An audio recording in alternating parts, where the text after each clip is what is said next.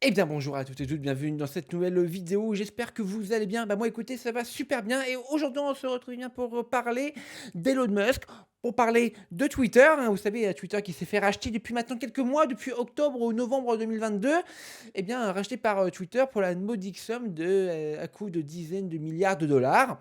Bref, alors du coup, aujourd'hui, ce week-end, il s'est passé quand même quelque chose d'assez étrange, d'assez inédit dans l'histoire de Twitter. Eh bien, beaucoup de personnes ont signalé à Dawn Detector, un site d'hébergement, de signalement de bugs, sur, diverses plateformes.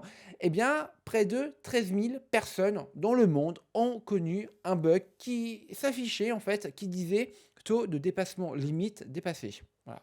En gros ça veut dire qu'ils ont passé trop de temps sur Twitter et qu'ils vont attendre le lendemain pour revenir sur Twitter et regarder les tweets normalement.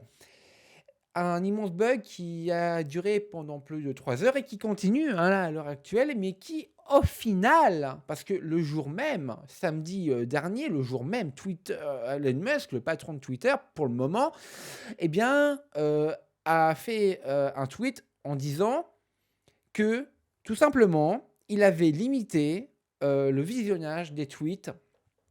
Voilà, tac, tac, tac. Le visionnage des tweets à 10 000 tweets par jour pour les membres, Twitter Blue, à 1 000 tweets par jour pour les non-membres, Twitter Blue et 500, visionnages de tweets par jour pour les nouveaux, arrivés. Alors du coup, concrètement, qu'est-ce que ça veut dire? Est-ce que ça veut dire que Twitter est véritablement sur la fin, que l'oiseau bleu est en train de perdre ses plumes et de se brûler les ailes? Ou alors est-ce une véritable, coup marketing d'Elon Musk? Eh bien malheureusement, ça se pencherait plus pour la première option.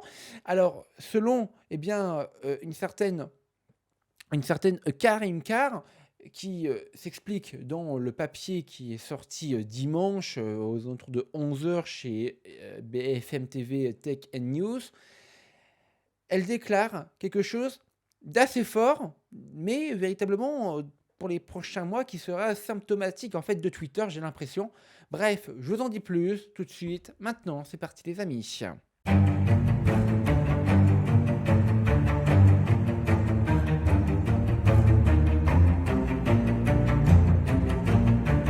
Je vous l'avais dit donc en début de vidéo, Twitter donc limite maintenant, du moins Elon Musk limite maintenant le taux de regardage enfin pardon, le nombre de vues qu'on peut générer en une journée sur les tweets, hein. Voilà, je répète vite, succinctement, les chiffres, hein, 10 000 pour les Twitter Blue, les non Twitter Blue, c'est 1 000 par jour et 500 pour les nouveaux arrivés. Mais tout ça véritablement pour, vraisemblablement, une spécialiste, elle est de la Silicon Valley, une spécialiste des réseaux sociaux, Karim Carr, qui est, docteur en sciences des data, à la, Silicon Valley. Eh bien, elle déclare tout simplement pour elle, Twitter pourrait être, je la cite: «Twitter pourrait être beaucoup plus proche de la mort que la plupart d'entre nous ne le pensent». C'est quand même assez fort, comme propos. Alors, Karim Carr, donc docteur en sciences de la donnée à Harvard, cette décision en fait de limiter en fait, si vous voulez, le nombre de lecteurs journalières serait plutôt liée en fait au fait que Twitter a arrêté de payer son abonnement à Google Cloud. Parce qu'il faut savoir, c'est que pendant des années,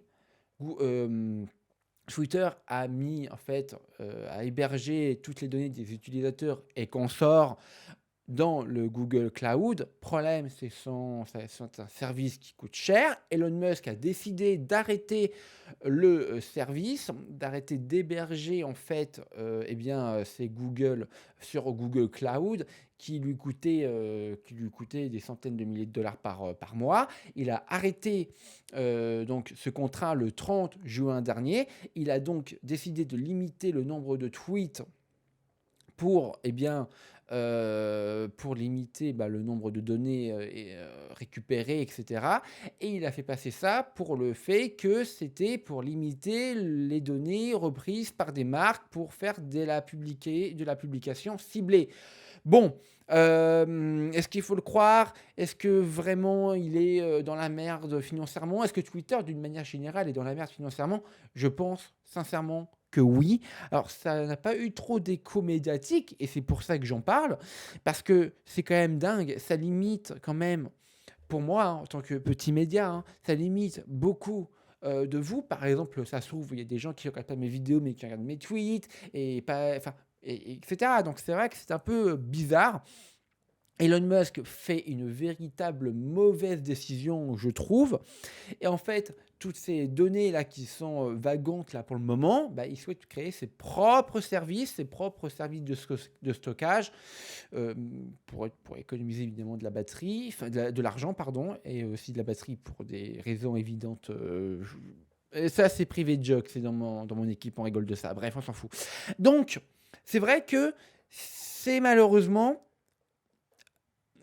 là, l'oiseau bleu de Twitter est véritablement en train de se prendre, heu est véritablement en train de se prendre les pieds dans le tapis, en train de se brûler les ailes et en train de perdre ses ailes, tout simplement, et ses plumes aussi.